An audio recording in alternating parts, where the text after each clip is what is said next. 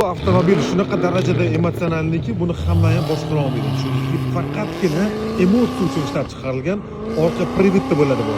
Bu полный privid bo'lmaydi, faqatgina orqa prividda. Sababi CT5 V seriyani Black Wings opsiyasi bo'ladi. Cadillac oilasida sedanlar bo'yicha eng tezkorlardan birinchisi aynan shu bo'ladi.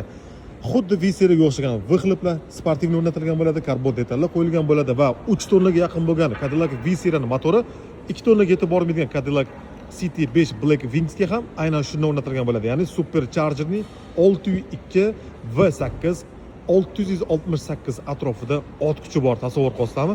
Xuddi shunaqa motor bunda ham o'rnatilgan bo'ladi. Faqatgina ot kuchi 20 talarga sal ko'proq bo'ladi. Lekin emotsiyasi shunchaki dahshat. Buni faqatgina yo'lda spokойный maza qilib, ovozini eshitib, spokойный yurish kerak. Lekin bosaman deb qo'ysanglar, orqasi surib qolishi mumkin. Juda ham dahshatli. Buni rasmlari agar kimgadir qiziq bo'lsa, rasmlarda batafsil ma'lumotlari bizning Telegram kanalimizda bor.